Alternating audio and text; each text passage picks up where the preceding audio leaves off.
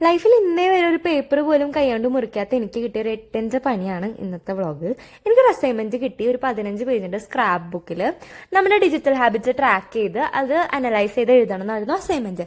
Scrap book വാങ്ങിയാൽ മതിയായിരുന്നു, പക്ഷേ ഇതേവരെ ക്രിയേറ്റിവിറ്റി ഒന്നും ചെയ്യാത്ത ഞാൻ വിചാരിച്ചു ഓക്കെ ഇന്ന് കുറച്ച് ക്രിയേറ്റീവ് ആവാം, സ്ക്രാപ്പ് ബുക്ക് എന്തുകൊണ്ട് എനിക്ക് തന്നെ ഉണ്ടാക്കിക്കൂടാന്നുള്ളൊരു ബുദ്ധിയിൽ ഞാൻ ചിന്തിച്ചു പോയി. അങ്ങനെ ഞാൻ സ്ക്രാപ്പ് ബുക്ക് ഉണ്ടാക്കാനുള്ള പണിയൊക്കെ തുടങ്ങി. അതെങ്ങനെയാന്ന് വെച്ചാൽ ഞാൻ ഇൻസ്റ്റയിലോ റീലൊക്കെ കണ്ട് ബ്ലിങ്കിറ്റിന്റെ കവർ പേജ് കൊണ്ട് സ്ക്രാപ്പ് ബുക്ക് ഉണ്ടാക്കാന്ന് ഞാൻ കണ്ടിരുന്നു റീലില്.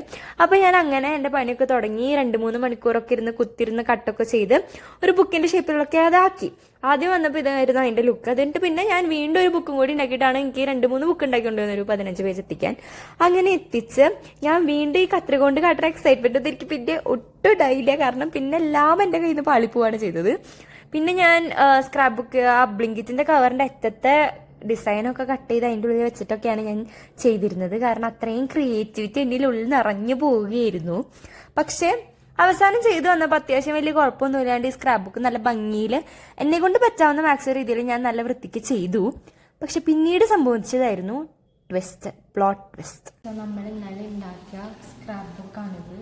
പക്ഷെ ഇന്ന് ഞാൻ കോഴ്സ് പ്ലാൻ എടുത്ത് നോക്കിയപ്പോഴാണ് അറിഞ്ഞത് അതിലാകെ 250 വേർഡ്സിനെ പറ്റി ഒരു സമ്മറി എഴുതണമായിരുന്നു സ്ക്രാപ്പ് ബുക്കായി കഴിഞ്ഞിട്ട്. പക്ഷെ എനിക്കത് എഴുതാൻ പറ്റിയില്ല, കാരണം ഇത് കുഞ്ഞിതാണ്. നമ്മളിട്ട എഫേർട്ടൊക്കെ വേസ്റ്റായി. ഇതിൻ്റെ ആവശ്യം ഇല്ല. പക്ഷെ ഇതുകൊണ്ടൊന്നും തളരുന്നവനല്ല ഞാനെന്ന് പറഞ്ഞ് ഞാൻ വീണ്ടും ചാർട്ട് പേപ്പറൊക്കെ മേടിച്ച് എൻ്റെ അടുത്ത പണി വീണ്ടും തുടങ്ങി. അപ്പം എൻ്റെ റൂംമേറ്റ്സ് വന്നിട്ട് എന്നെ ഹെൽപ്പ് ചെയ്യാണ് ചെയ്തത്.